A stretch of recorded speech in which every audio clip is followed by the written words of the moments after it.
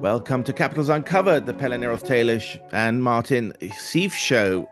We've got Don Vandergriff, a friend, a returning guest, an educator and writer and commentator on military issues. You can check out his Substack, and he's written several books, and you see that in the comments to this episode. And Don, welcome to the show. Martin is away today, but I'm sure you and I will be able to carry it. How are you doing? How do you feel about how this war is taking? Because I remember when you last came on a few weeks ago, you were sort of saying you were much more on the side of, well, this is in control and we know how to handle this, and it's not going to be a ground troops invasion, which a lot of less educated non-military commentators feared, and some people even thought there was going to be a nuclear strike or something like that. But you thought, well, your extensive network of contacts in Washington and in the Pentagon, you felt that it was kind of going to plan, and you felt before the show started, you felt, well, it is going to plan. So can you tell us something about how you see how this thing has been developed and how much it is in control, and who is in control? I mean, is it Trump who's running this thing, or is it smart people in the Pentagon who are allowing him to claim victories or whatever and doing his thing, but who are really running the show? So over to you. And by the way, it's great to see you, Pele, and it's been a while, but you guys are doing great work. I watch your shows every once in a while.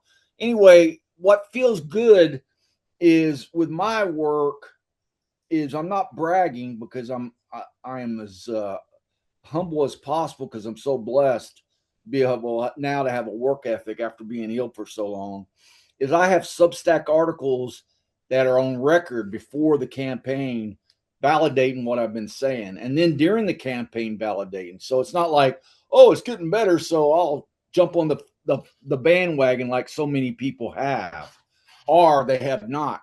So let me clear one point that I said: there will be no troops on the ground, because so many people who are military historians or analysts do not evolve their thinking. Their thinking always has to evolve. I mean, studying the history, studying the past is great, but you've got to put it in context of what they were doing. So everyone's like, oh, you can't conquer a land or take a land without troops on the ground. Well, wars evolved to the point now is you use troops in different ways, like we've been using them as a threat and as a fixing force. And we've talked about this before. And then with satellites and drones, and then Mossad and CIA on the ground, as well as cyber, which tapped in all the traffic cameras, and we're able to track people. It's evolved the dimensional war incredibly, and Trump knows, as well as his subordinates, that the worst thing they can do other than to rescue people is to put troops on the ground to fight a ground war. He doesn't need to do that. So there's a number. I recommend your readers go look up a Carlton Wood, Carlton Wood. He's located in Middle Tennessee. He's got a website, and he writes the best. I was writing analysis up till I think 19 or 18 April, and this guy is incredible. I've gotten in contact with him. We've linked up, but his analysis, I've even been getting stuff from naysayers that said these are incredible. Basically, what he takes a look at is the entire strategic context, not just the campaign, and he puts everything in a way that makes sense. So what Trump has been doing, and first let me clear up something as well. When everyone was seeing the 82nd, the 3rd Brigade from the 82nd deployed, Delta Special Operations, and then the 2 Marine Expeditionary Units, which are basically reinforced battalions, deploy, what do they all say? They all say, oh, there's going to be a ground invasion. And they're going in because the plan failed. No, you don't. What you don't want to do, and the Germans were masters of this in World War II and World War I, is you echelon your forces, because the casualties we've taken in the initial part of the war was their long-range rockets hitting stuff in Qatar and Dubai and so forth, and hit our headquarters and so forth. If those forces had been located there early on when they had some command and control, they would have shot at them. And I'm sure we would have shot them down, but you just don't take that risk. And we did not deploy them as per, I don't know if it's the plan. I don't have access to that kind of secret, top secret stuff. And if I did, I wouldn't talk about it. But I'm sure all the plans they've evolved over the last 47 years has what's called an echelonment of forces. Once they achieve air supremacy, the first forces that are going to bring in, ground forces, are those forces that can be used for pilot rescue, which occurred, key terrain seizure, okay, and securing embassies. I talked about all these tasks the last few shows, but they're not there for a ground invasion. They just don't have the numbers or the firepower, even though we dominate the air now. So that was one thing I wanted to clear, because so many people said, oh, we're going to do a big ground invasion. I'm like, if you start seeing the 3rd Armor Corps out of Fort Hood going with its 120,000 men and women, then you could say there's a ground invasion going to happen. Okay, even if the entire 82nd Airborne Division, 16,000 men and women deployed, it wouldn't be adequate. The other thing Trump has done, which is strategically brilliant, is he's blockaded Iran. And as we saw yesterday, they've seized a ship and turned around other ships. And the ship they seized had materials from China for weapons building. And then last week, Secretary of War Pete Hegseth was in Indochina, Indonesia. What was he doing there? Did you hear about it? No. He was signing a defense pact with the Indonesians to close the other choke point to the Chinese, which is the Strait of Malacca? Yep, the Strait of Malacca, which is a good drink, by the way, even though I don't drink. Huh. The Strait of Malacca and the haemorrhaging. Now, all the Chinese oil goes through those 2 points. Who controls them right now? And what attempt by the globalists, including the Chinese, occurred years ago, which was to destroy the petrodollar, meaning that petroleum was going to be bought with dollars, and they've tried to dismiss that. Now, Trump has total control of the petroleum, or the U.S. has total control of the petroleum market. Venezuela, 3rd largest reserves. U.S. now outproducing Saudi Arabia and Russia together. Alberta, which has just voted on a amendment to succeed from Canada, because these are Westerners that are decentralized and they're being controlled by city-bound leftists pushing the same woke crap as they were here under Biden and Obama. And those people don't want it. Plus, the funny thing about Alberta is Alberta doesn't need Canada, but Canada needs Alberta because of their oil and energy reserves. So I don't know where that's at right now. I need to do an update, but I'm checking on it. I did do 2 updates on my Substack with Cuba and Venezuela, though. Well, it's very interesting. So you're focusing on energy, and of course, energy makes the world go round. I mean, that's why we have these advanced economies that we do. And we laymen tend to think of everything in terms of politics or gestures or even military operations. But I mean, military operations are legit. Amateurs think it's about maneuver, and experts think no, it's about logistics, right? So it's all this organizational background of which energy supplies are an important part. Do you think that? But I'm not as well read on the Iran conflict as you are, although I read as much as I can. But I don't read much about the energy angle. Do you think that's what is motivating the Pentagon? Are your sources telling you that this is how they're planning it out? I mean, is it accidental, or how much of it is planned out?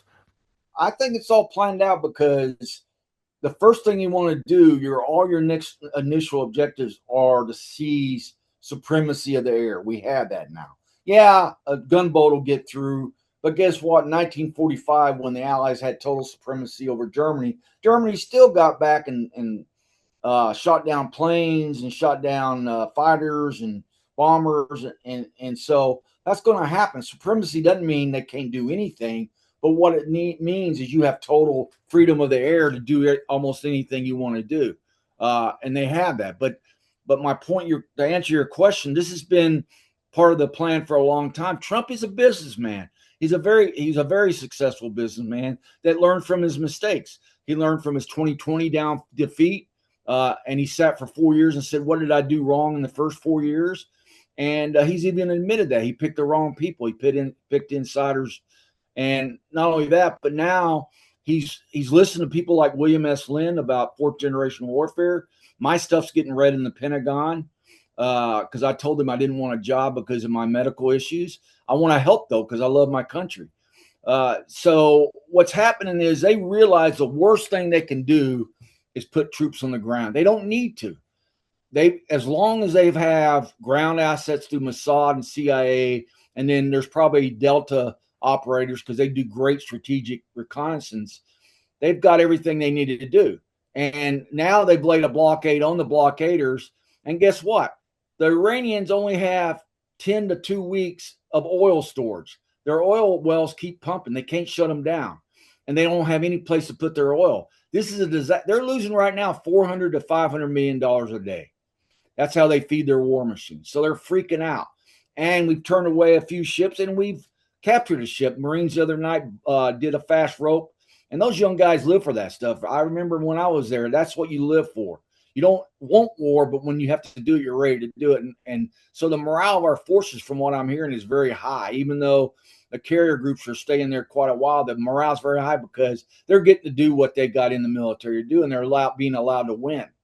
So what Trump's objective is with Venezuela oil, with Alberta oil, and then control the straits and our own oil production, energy production, because it's more than just oil, it's natural gas. And Trump's investing vast amounts in nuclear power plants as well. With our dominance of not only that, but AI, we will now control the main key points of the oil flow. Europe's in trouble. Their GDP may be 1% this year, whereas ours is going to be 3 to 4 years. What's going to happen, in my prediction, is this war will be over within the next week. We'll still maintain air cover, a no-fly zone there, and be ready to support the Iranians when they're told. They're going to be told when to rise up, even though they're already rising up. And then with the war down, oil prices will go down. And by late summer, early fall, the United States economy is going to be going crazy because the Fed chair, which is a Democrat operative in our Federal Reserve, is also resigning, or his term's up, and the president's not allowed to fire him by the law. So he's already picked his handpicked guy out of the White House to be the new Fed chair. And the war, what people do, the problem with Americans is they're very impatient and they're very short-sighted. Unless you're a guy like me, an analyst, that's why I do what I do. But when the economy starts booming in the late summer, early fall, right before our midterms, that's what they're going to see. Right. I mean, America's incredibly unpopular in Europe at the moment. You probably know that because, I mean, I agree with the American stance on Ukraine as opposed to the Russia. I mean, the Europeans have gone mad about Ukraine and Russia, but I mean, we're basically our gas prices have gone up, 20%, and nobody's joining. None of the Europeans. So there's talk about. They say it's worse than a crime. It's a mistake that he's splitting NATO, or NATO's splitting away from him, which I think in a way is a good thing. But I mean, we're at America's mercy with our economy in a much worse shape. And we don't have all those things that you have. I mean, I said you have the Venezuelan oil, you have the Alberta, and then your own oil. So we're in trouble. But I mean, maybe Americans don't care about that. But I'm guessing it's not fair, Pelle. Since 1947, we have done the bulk of funding for NATO, and we've enabled the European countries to pay for their socialism, cradle to grave benefits. Okay. And everyone else played along with it until Trump said, no, this is wrong. You guys got to have more money in the gig there. Right. Okay. I mean, there's two views about that. One is that the American it's like India was the jewel in the British Empire's crown. Europe is a jewel in the American Empire's crown. And in a way, I mean, although I like America and I hate the EU, so our paradox is that we don't actually get on that well, and we might need the American Empire to keep us all down in a way, and that's the only way we can stop fighting each other. It's a paradox, and we don't want to divide up our cultures and become French or whatever, and have this Euro pudding. On the other hand, we have to find our own independence. So it's almost impossible solution. I mean, Germany had to unite in 1870 because we think of the Germans as being, this mighty army always subduing its neighbors. But until 1870, it was being rampaged through. It was the battlefield of Europe, and the Germans have been savaged for centuries and kept down because they didn't unite. Are we going to have to set aside our differences and have a uniculture? So it's bad options for us all round. But anyway, okay, it's almost an insoluble problem for us because anyway, sorry, you were going to say something. That to the EU, and they're run by the very wealthy globalists that has enhanced massive migration by Islamists that are now shaping the cultures of many of the European nations. And so, but do you think, sorry, keeping Europe on tenterhooks is part of the plan, or do you think it's just, it is, right? So in a way, Trump's, because I've always thought, our problem, pro-Trumpists, I was a supporter for Trump, practically the only person I ever knew, along with a couple of other Americans, because I thought, well, I like the fact that he's for free speech and that he's upsetting the establishment, the globalists and all that. But then I also thought at the back of my head, he's also a nationalist, right? And if he puts America first, he's not going to put us first. So we can't be too, it's a paradox. And I've got to the end of that kind of, because I realized, well, we haven't got our own Trump. What are we going to do? But I'm just going to put a couple of things to you that have been circulating in the mainstream. And one is that Trump, has got dementia. What do you say to that? Trump does not have dementia. Here's Trump is a workaholic, and he has this incredible ability to not need a lot of sleep. He doesn't drink. He doesn't smoke. He's not done that at all because his older brother died of alcoholism when he was young. Plus, he just has a credible work ethic. It's not he works a lot because he's a micromanager like a lot of military figures in the U.S. They work a lot. They work like that because they don't trust anybody. Trump trusts you as long as you meet his intent.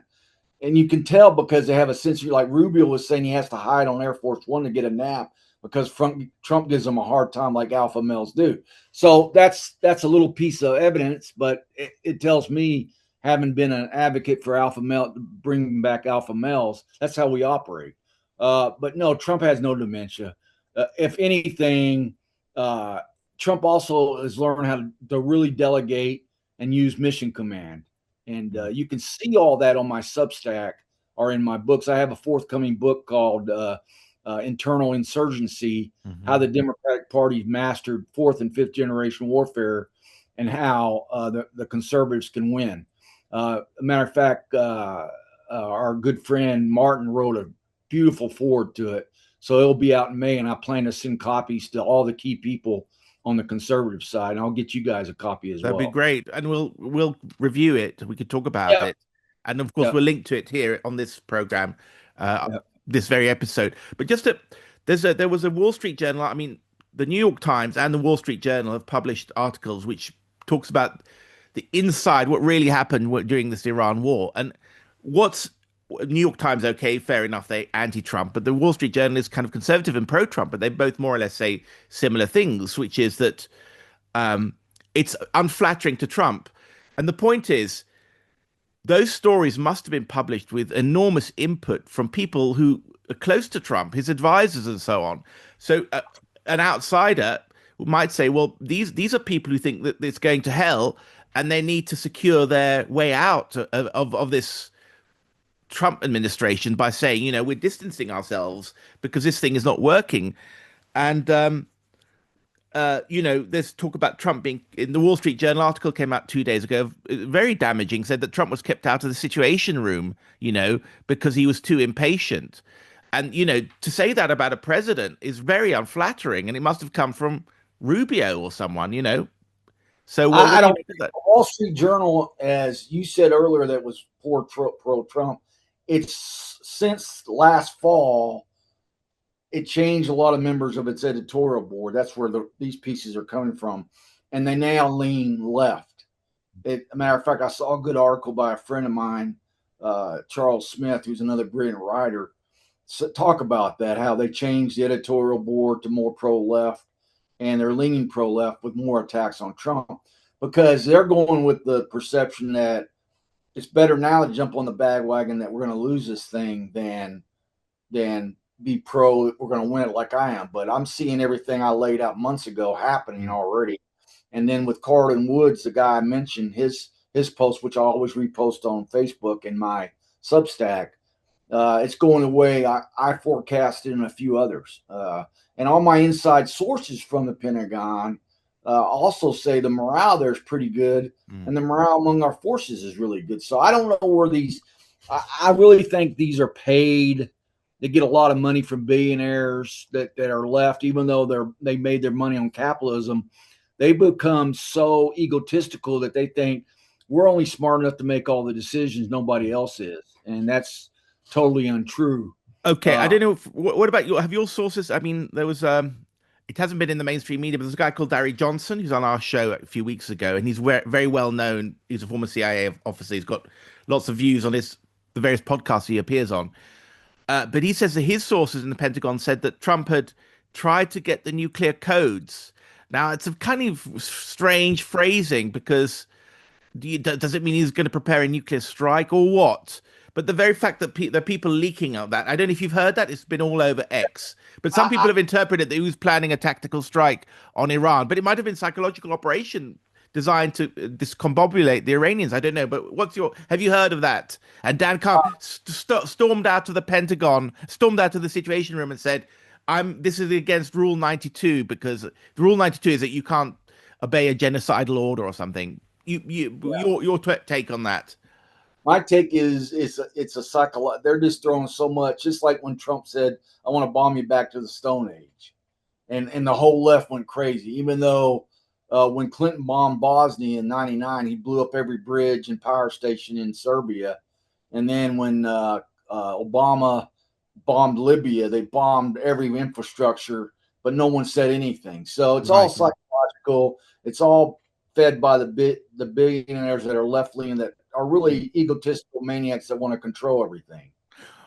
So who's doing the psychological warfare? Is it Trump doing the psychological warfare against the Iranians by leaking stuff? Or is it the anti-Trumpers who think we'll leak this against Trump to make him seem like a maniac or more than a maniac than he is to get rid of him and make him lose the midterms, you know? Yeah, it's all three, actually.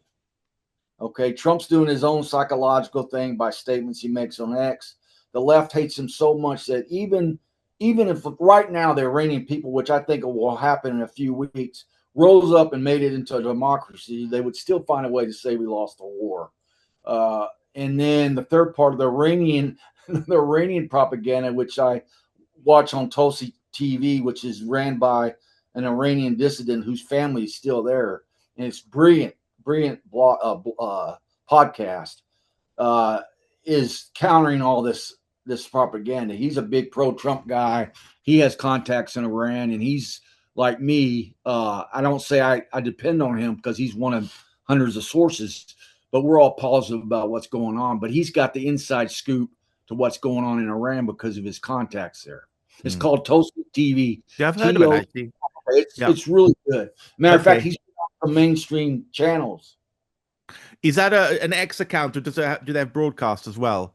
They have broadcasts on YouTube. Just put Tulsi TV on. Right, TOUSI TV. We'll check that out. Yeah, it's worth it because my wife and I watch it every morning because he's really good. Do you think so? Well, I mean, part of that there's a report here saying that Trump. Well, it looked as if from here in Europe, things were looking up at the weekend, where the Iranians stopping their blockade of the Hormuz. And then it says here, I'm not even going to mention it because you're going to explode, but and I don't usually quote this source, but it says here on a cable TV channel's website, the President Trump then did exactly what his staffers have repeatedly said they wouldn't do. He seemed to try negotiating via the press, posting about ongoing talks on social media and speaking to several reporters by phone Friday morning as Pakistani intermediaries updated him on ongoing talks. He claimed Iran had agreed to host the provisions that sources familiar with the talks said have not yet been finalized. Iranian officials outwardly rejected many of those assertions and denied that and pulled out. Do you think all this is going to work out? Is Trump sometimes working at loggerheads with his staff? Does he know what's going on, or does his staff have a point in that he sometimes sabotage things for himself with his big mouth? I don't think that's the case, because when you see when the thing that you don't see a lot of, because of the way our press is controlled by the Democrats, is the real Trump. The real Trump is the guy, and there's enough sources to find it, but you've just got to look. The real Trump is the guy that listens. He puts out intent, and he listens to his staff, and he puts out intent and gives them flexibility to carry out what they got to do. And when I hear Admiral Cooper and Pete Hegseth and General Kane, the chairman, brief, I'm not sensing any friction there. You can sense friction. Okay. I've taken enough facial recognition classes and so forth that I just don't see it. What's happened here is there's a lot of weak people, weak character that are jumping the ship because they want to be on the right side if this fails. And, but there's just as many people that are seeing this through. It's going to work out fine. I'm one of them. Mm. So how do you think things are going to play out in the next week or so? I mean, do you think there's going to be, when the ceasefire ends, do you think the US will do military action, or do you think they'll find some extension of the ceasefire or something else? And when they're meeting in Pakistan now, apparently. It depends on your two options. It depends on what they see from the Iranians in Pakistan right now. I really think if they don't, Trump is going to take out their electrical grid and their infrastructure, because that shuts down everything. And if they do sign something, the next part is to see how they're going to verify it. Because right now, what Tulsi TV is reporting, as well as some experts in Israel, is the IRGC and the Iranian government splintered. You've got moderates fighting against the extremists fighting against the moderates. And the moderates, of course, want to come to a term with the U.S., whereas the extremists, they could be living in a cave right now, and they think they're doing the right thing, even though there's no command and control over their forces. Anytime you see this firing of a missile that's left, or a gunboat going, or a patrol boat going off, that's some subordinate that has no contact with higher ups that's thinking they're doing the right thing. Wow. So I think you're right. It's gonna. I don't predict what's going on, because the Iranians, I can't get inside there. I'm not an Iranian expert, though I have friends that are, and we'll see what happens. But I would prefer to see everything taken out, all their infrastructure, because that really puts them on a death knell. Yeah, but I mean that's against international laws on criminal activity, right? Is it really? No, that's made up. It's not. Right. Like I said, Clinton did it to the Serbians, and Obama and Hillary Clinton did it to the Libyans. And in World War II, we did that constantly. No, it's not. If we can prove those infrastructures are being used for defense purposes, for offensive purposes, which is easy, we have justification to shut them down. Do you worry that China and Russia will be dragged in directly? They're too weak. China has so many problems internally with their own population, and then they have an oil issue now, an energy issue, and then Russia is tied down in Ukraine. They're not doing well in Ukraine. Did you see the report about the first robotic attack took a Russian outpost, and all the Russians surrendered to the robots? Right. Okay. Yeah. I did see that. Yeah. I'll write something on that. But my point is, the Ukrainians have been using my stuff now for 4 years. I even know the director of their professional military, a great colonel that was a hero in the opening days of the war, and they're using it, and they're decentralizing. They're learning from lessons learned, whereas the Russians remain a top-down, centralized second-generation force. So, what do you see about those claims that the Russians have lost far fewer troops than the Ukrainians? No, that's BS. The Russian army has lost a lot more troops. They've lost so much; it's incredible. Tanks, artillery, because they refuse to adapt and evolve, whereas the Ukrainians are forced to. So you're either forced based on your culture to adapt and improve or stay the same way. And the Mm, Russians can handle that because of their superior numbers and their control of their country. The Ukrainians had to innovate and evolve in order to survive mm. uh, because they were And yet the dependent Russians are not press ganging people, and the Ukrainians are. we don't know that. I mean, the press is not free in Russia. They can report what they want to do, and you just don't know that. Mm. The Russians did it in World War II, so I'm not surprised if they're doing it now. Okay, but I mean, I've seen lots of videos of Moscow, and it doesn't seem like a city that's particularly concerned with the war. You know. Oh, they're trying to keep that way, Mm, so the morale's not affected. mm. Uh, So, Hitler Hitler did that until 1942. He did not go to a war footing until 1942 and focused on civilian economics so people wouldn't be desperate or affected by the war, and then he had to. mm. I mean, it's a very well guarded secret. I mean, nobody wants to talk about the Western media just talks about Ukrainian low casualties without specifying, and then we have to take the British MOD on trust. But then you see somebody's worked out this increase in size of cemeteries. I mean, these are scholars associated with KCL, King's College London, which is very close to the intelligence agencies, and talk about Yep. prosthetics. And you can extract number of prosthetics or amputations to get an idea of the casualties. And the Ukrainians are very high. I mean, presumably, you know, Douglas McGregor is a very good friend of Martin's, and he thinks that Ukrainians have lost far more. But you Well, I'm disagree, a good friend with Doug McGregor, and I don't agree with his assessments. right? I love his reform ideals, and we even had lunch a couple months ago. Right, I don't agree with his assessments. I right. think what it is with Doug, and again, I love his reform, his breaking the phalanx, transformation in their fire books. But I think what it is Doug has got such a big hatred for the establishment here. Is even when they do, just like the Trump's derangement syndrome, even if they do something good, Mm, it can't be allowed. mm. So Anyway, Don, we made a lot of interesting claims. I think you know a hell of a lot, very interesting, and it goes against some of the analysis from some of the guests we've had on this show. So I'd love to yeah. have you on again very soon. We'll put your links in the bio or in the little box underneath, and let's see Okay. how it works out in the next Okay. week or so. Very interesting. Thank you so much, Don. This Thank is you for having me on there, and I love our discussions.